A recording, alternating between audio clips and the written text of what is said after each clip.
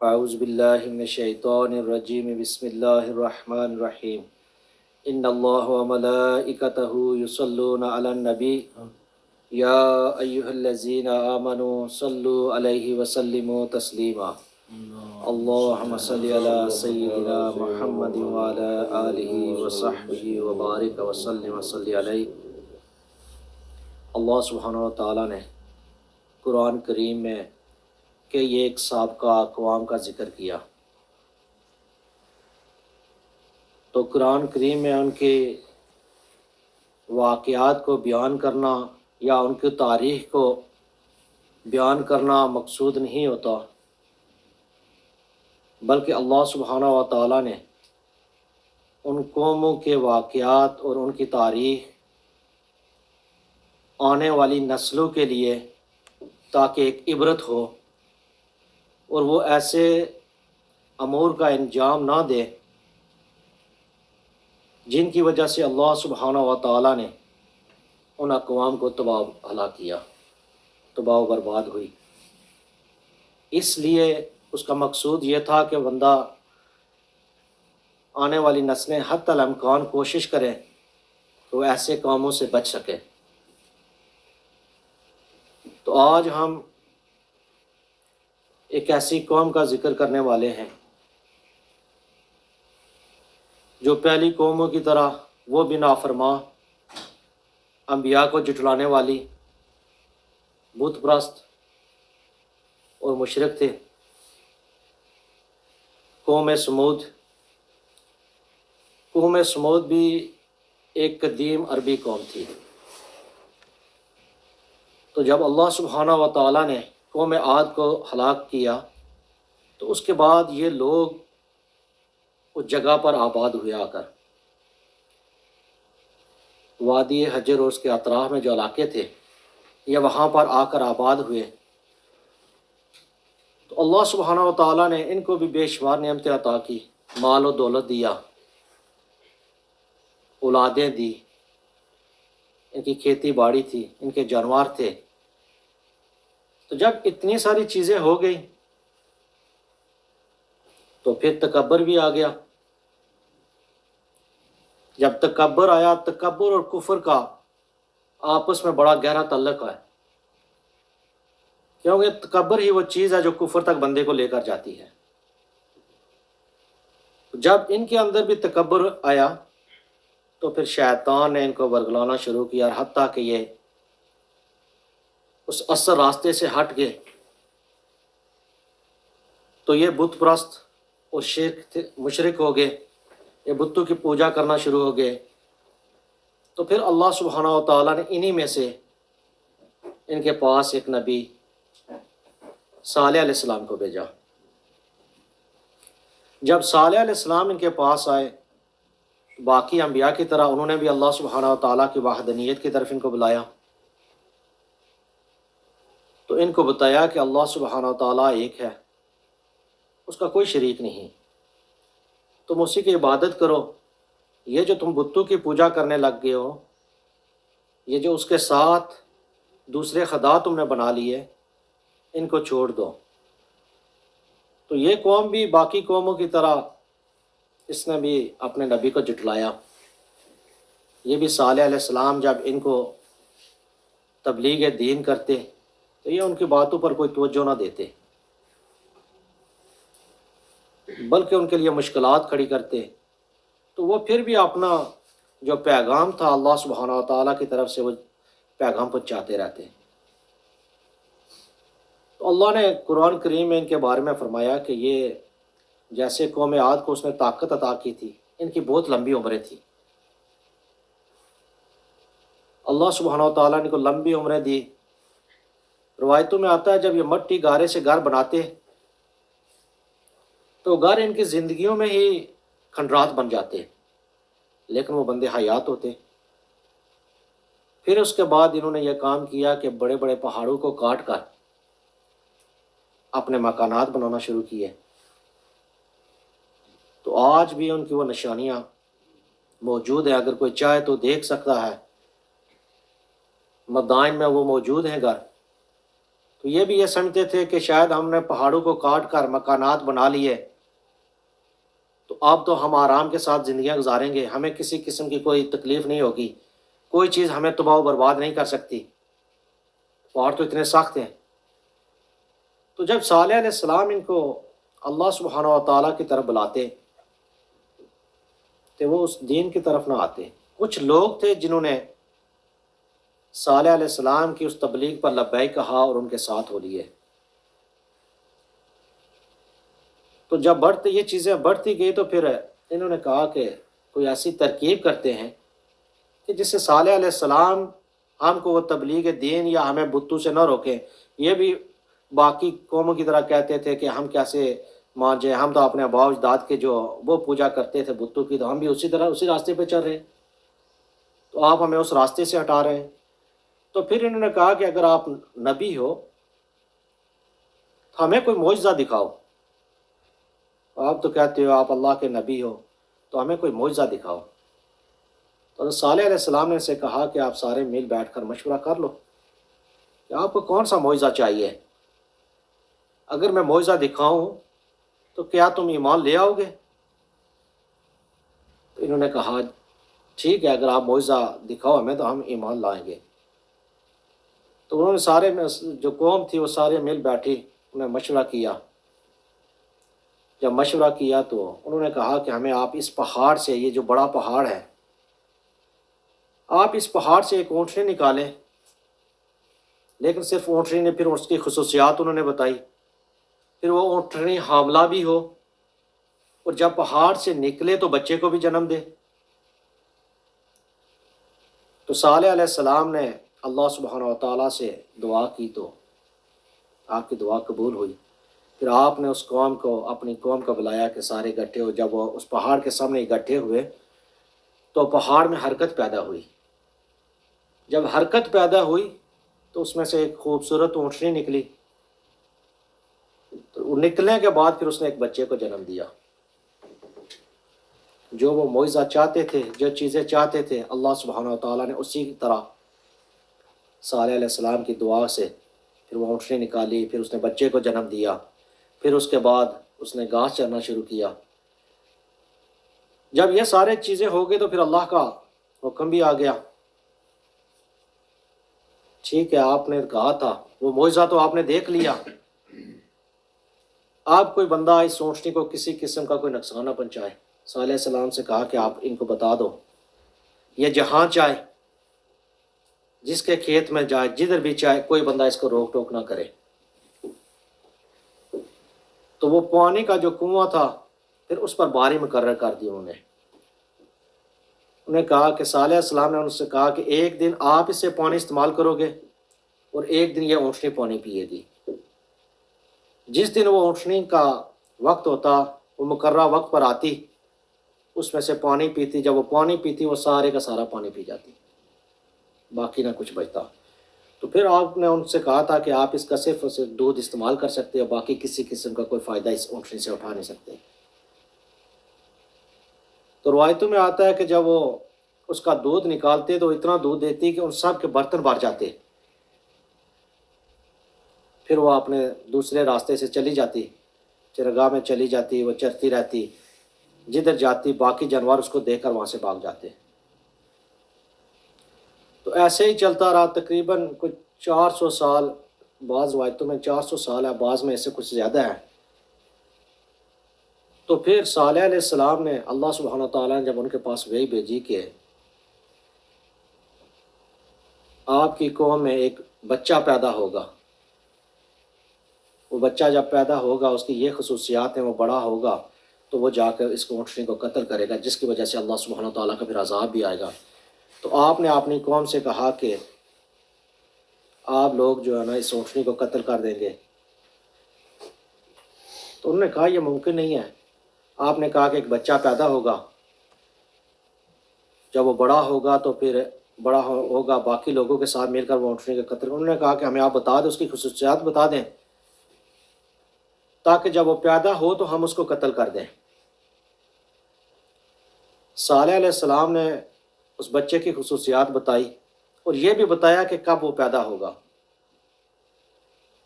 تو روایتوں میں آتا ہے کہ اس وقت کوئی 8 یا 9 عورتیں تھیں اس علاقے میں جو حاملہ بھی تھی. تو انہوں نے باقی بھی جو عورتیں تھیں وہ اپنے اس پورے علاقے میں پھیلا دی کہ دیکھو کسی جگہ اگر کوئی بچہ پیدا ہوتا ہے اور ان خصوصیات کا حاملہ ہے تو اس کو آپ یہ کام کرو کہ اس کو قتل کر دو، اگر کوئی لڑکی پیدا ہوتی ہے تو چھوڑ دو. کہتے ہیں کہ ایسے ہی 7-8 بچے انہوں نے قتل کیے. پھر جا کے اس میں جب وہ لڑکا ملا، وہ جو انہوں نے خصوصیات بتائی تھی، تو وہ ایک سردار کا بیٹا تھا لیکن اس کے پاس اولاد نہیں تھی. ان کے اولاد نہیں تھی. اب وہ بیٹا اس کے گھر میں پیدا ہوا، تو جب انہوں نے اس کو پا لیا تو انہوں نے شور شرابہ کیا، تو وہ بیچ میں آ گئے، لوگ بیچ میں آ گئے تو اس کو قتل نہ کرنے دیا. پھر جو اس کی افزائش بھی تھی وہ باقی بچوں سے ہٹ کر تھی. جتنے باقی بچے ایک ہفتے میں بڑھتے وہ ایک دن میں بڑھ جاتا، جتنے باقی مہینے میں بڑھتے وہ ایک ہفتے میں بڑا ہو جاتا. تو جب وہ بڑا ہوا، آپ کی قوم میں کوئی، اللہ سبحانہ و تعالیٰ نے قرآن میں فرمایا کہ 9 بندوں کا گروہ تھا جو فتنہ فسادات پھیلاتے. تو وہ جو بندے تھے انہوں نے اس کو 8 بندے تھے، انہوں نے اس کو بھی ساتھ ملا لیا. اللہ سبحانہ تعالیٰ نے اس کو طاقت بھی دی تو بڑا جلدی وہ جوان بھی ہوا. تو آپ اس کو ساتھ ملا لیا. پھر کیا ہوا کہ شیطان نے ان کے جن لوگوں کے بچے انہوں نے قتل کر دیے تھے، جب انہوں نے دیکھا کہ جوان، تو ان کے دلوں میں وسوسے ڈالے کہ اگر آپ کے بیٹے ہوتے تو آج وہ بھی ایسے ہی جوان ہوتے. تو صالح علیہ السلام کی وجہ سے آپ نے اپنے بیٹے قتل کر دیے. تو اس وجہ سے بھی ان کو صالح علیہ السلام سے تھوڑی دشمنی ہو گئی. تو انہوں نے کیا کیا کہ ترکیبیں بنانا شروع کر دی. جو اللہ سبحانہ و تعالیٰ نے وہی بھیجی تھی، تو وہ ترکیبیں بنانا شروع ہو گئے کہ کسی طریقے سے ہم اس اونٹنی کو قتل کر دیتے ہیں. ہم قتل کریں گے تو ایک جو پانی ہے کنویں کا، ایک دن یہ پی جاتی ہے سارا، وہ بھی بچ جائے گا. تو یہ چرتی ہے، اس کو روک ٹوک بھی نہیں ہے، ہمارے کھیتوں میں بھی چرتی ہے. تو انہوں نے کیا کیا کہ وہ جو لڑکا تھا اس کو ساتھ لیا. تو جب وہ اپنے مقررہ وقت پر آئی اس کنویں پہ پانی پینے کے لیے، تو ان میں سے ایک نے، اس بدبخت نے تیر چلایا جو اس کی پنڈلی میں لگا. تو زخمی ہوئی تو پھر اس نے جا کر اس کی پیچھے والی ٹانگیں کاٹ دی. وہ جو لڑکا جوان ہو گیا تھا تو اس نے پیچھے والی ٹانگیں جب کاٹی تو اونٹنی زخمی ہو کر گر پڑی. جب گری تو اس نے چیخیں بھی بہت چیخی. تو اس کا جو بچہ تھا وہ بھاگ گیا، اس کے خوف کی وجہ سے وہاں سے بھاگ گیا. تو پھر انہوں نے اس کو قتل کر دیا. قتل کرنے کے بعد حالانکہ وہ ساری قوم جو تھی وہ اس کے میں ملوث تھی. پھر صالح علیہ السلام کے ساتھ پاس گئے، کہا کہ ہمارا یہ واقعہ ہو گیا پر ہم اس میں شامل نہیں تھے، ہم ان شریر لوگوں کے ساتھ شامل نہیں تھے. تو صالح علیہ السلام کہتے ہیں کہ بہت روئے اس وقت. انہوں نے کہا کہ اگر آپ اس اونٹنی کے بچے کو کیسے پالو تو آپ اس کی دیکھ بھال کرو تو شاید اس کے گناہ کا کفارہ ہو جائے، اللہ سبحانہ و تعالیٰ آپ سے عذاب ٹال دے. تو وہ لوگ مختلف روایتیں اس بارے میں کہ جب اس کے بچے کی طرف گئے اس کو ڈھونڈتے ہوئے تو بچے نے جب دیکھا اس ساری قوم کو آتے ہوئے تو ڈر کے مارے پھر بھاگ گیا، وہ اس پہاڑ پر چلا گیا. جب وہ اس کے پیچھے گئے تو اللہ سبحانہ و تعالیٰ نے اس پہاڑ کو حکم دیا، وہ ان سے اتنا دور ہو گیا کہ اس تک نہ پہنچ سکے. پھر واپس آ گئے.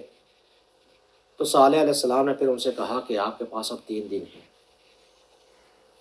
اب 3 دن میں اللہ سبحانہ و تعالیٰ کا عذاب آپ پر نازل ہوگا. اب 3 دنوں میں جو چاہتے ہو جتنا فائدہ اٹھا سکتے ہو اٹھا لو. ہونا تو یہ چاہیے تھا کہ جب اللہ کے نبی نے ان کو بتا دیا تو توبہ استغفار کرتے، اپنے گناہوں کی کچھ معافی مانگتے. لیکن وہ ظالم و سرکش لوگ تھے، انہوں نے نہ تو معافی مانگی نہ کوئی توبہ کی. انہوں نے کیا کیا کہ ایک تدبیر بنائی کہ ہم نے تو ختم ہونا ہے، ہم کیا کریں گے، صالح علیہ السلام کو بھی قتل کر دیتے ہیں. ایک تو گناہ انہوں نے پہلے ہی کر دیا تھا، اوپر سے وہ دوسرے کی تدبیریں بنانے لگے. تو اللہ نے قرآن میں بھی اس فرمایا کہ جب انہوں نے تدبیر کی تو پھر اللہ نے بھی تدبیر کی. تو وہ جو 9 شریر لوگوں کا گروہ تھا، ایک روایت کے مطابق وہ کہتے ہیں کہ انہوں نے کہا کہ ہم جا رہے ہیں کسی دوسرے شہر میں، جا رہے ہیں کچھ تجارت کی غرض سے. تو اس قوم کو بتایا کہ ہم یہاں سے نکل جائیں گے تو رات کو واپس آ جائیں گے، جب صالح علیہ السلام اس جگہ سے گزریں گے تو ہم ان کو شہید کر دیں گے، تو ہم پر کوئی الزام بھی نہیں آئے گا، سبھی کہیں گے یہ تو تجارت کے لیے شہر سے نکل گئے تھے۔ تو ایک روایت کے مطابق وہ پہاڑ تھا، اس کے نیچے چھپ گئے کہ جب رات کو صالح علیہ السلام کا ادھر سے گزر ہوگا تو ہم ان کو شہید کر دیں گے، پر اللہ سبحانہ و تعالیٰ نے کہ وہاں پہ چھپے تو اوپر سے پہاڑ ان پر گرا دیا، وہ سب اسی کے نیچے آ کر مر گئے۔ تو جب صبح ہوئی تو قوم نے دیکھا وہ مرے پڑے تھے، تو جو صالح علیہ السلام نے ان کو نشانیاں بتائی تھیں کہ سب سے پہلے انہوں نے پوچھا ہاں نشانیاں تو بتا دو، آپ کہتے ہو 3 دن میں عذاب آ جائے گا، تو عذاب کی کوئی نشانیاں بھی بتاؤ پھر ہمیں۔ ظالم و سرکش تھے، آپ نے کہا پہلے دن آپ کے رنگ زرد پڑ جائیں گے، دوسرے دن سرخ ہو جائیں گے، تیسرے دن سیاہ ہو جائیں گے، پھر اس کے بعد اللہ کا عذاب نازل ہوگا۔ تو جب وہ اٹھے تو ان کے رنگ زرد تھے، انہوں نے کہا ہائے افسوس، ایک دن تو گزر گیا، اب 2 دن ہمارے پاس بچے ہیں۔ پھر دوسرے دن جب وہ اٹھے تو ان کے رنگ سرخ ہو چکے تھے، اب ان کو یقین ہو گیا تھا کہ ان پر عذاب ہونے والا ہے، لیکن پھر بھی یقین ہو گیا تھا لیکن توبہ نہ کی، تو تیسرے دن ان کے رنگ سیاہ ہو گئے۔ پھر اس کے بعد جب چوتھے دن ایک چیخ آئی، اللہ سبحانہ و تعالیٰ نے ان پر ایک آواز نازل کی، اتنی زوردار آواز تھی، وہ چیخ اتنی زوردار تھی کہ ان سب کے دل پھٹ گئے، تو وہ اوندے منہ پڑے ہوئے تھے، تو وہ سب کے سب وہاں پر ہلاک ہوئے۔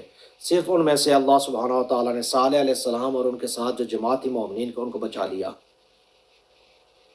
تو ایک روایت میں ہے کہ نبی کریم صلی اللہ علیہ وآلہ وسلم نے فرمایا کہ قوم سمود میں سے صرف ایک آدمی بچا تھا،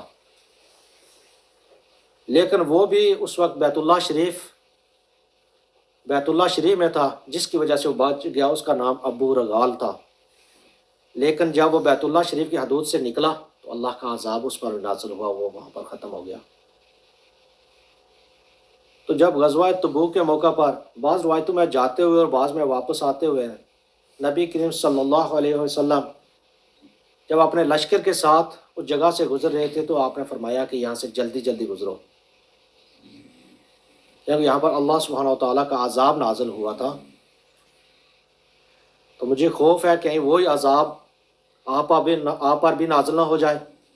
تو آپ نے اپنا چہرہ کپڑے سے چھپا لیا اور اپنی سواری کو تیز کر لیا۔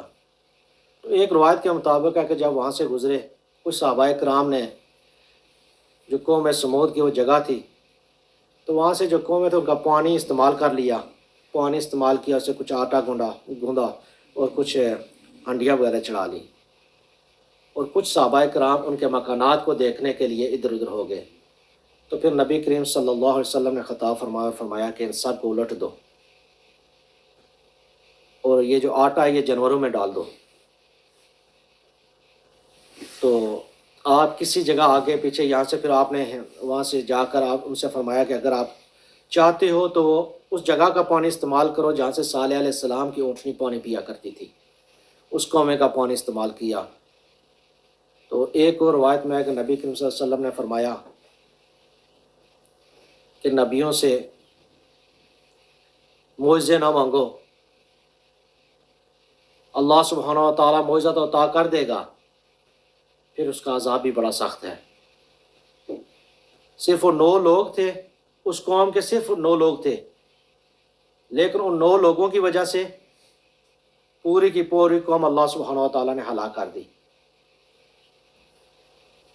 تو آج بھی ہم کو دیکھنا چاہیے کہ ہم جو واقعات ہیں اللہ سبحانہ و تعالیٰ نے عبرت کے لیے یہ واقعات قرآن میں بیان کیے، آج ہم تک عبرت کے لیے، صرف سننے کے لیے نہیں ہے کہ کوئی بندہ کہے کہ یہ چیز تھی یہ چیز تھی۔ اس تکبر کو دیکھو کہاں سے شروع ہوا اور کہاں پر لے کے گیا۔ بندے کتنے تھے؟ 9 تھے، ان کے اعمال، ان برے کاموں کی وجہ سے پوری کی پوری قوم تباہ ہو گئی۔ اگر ان کو روکتے، قوم صالح علیہ السلام کا ساتھ دیتی، تو شاید اللہ سبحانہ و تعالیٰ کے عذاب سے بچ جاتے۔ حالانکہ وہ بھی یہ چاہتے تھے، وہ بھی سوچتے تھے کہ ہمیں کون ختم کرے گا۔ آج کیا قیامت تک وہ نشانیاں باقی ہیں۔ جاؤ اس علاقے میں دیکھو، آج بھی میرے ساتھ کوئی آبادی، وہاں پہ کوئی آبادی نہیں، اس سے دور دور آبادی ہے، لیکن ان علاقوں میں کوئی کسی قسم کی آبادی نہیں، بنجر و ویران پڑے ہیں، کوئی سوچ بھی نہیں سکتا کل تک کی سپر پاور قومیں، اتنے بڑی بڑی طاقت رکھنے والی، اتنی لمبی لمبی عمروں والی، جن کا نام و نشان تک آج باقی نہیں ہے، صرف ہم عبرت کے لیے ان کی کہانیاں آج سنتے ہیں اور پڑھتے ہیں۔ تو میں اسی پر ختم کرتا ہوں۔ وما الا البلاغ المبین۔ ماشاء اللہ، ماشاء اللہ۔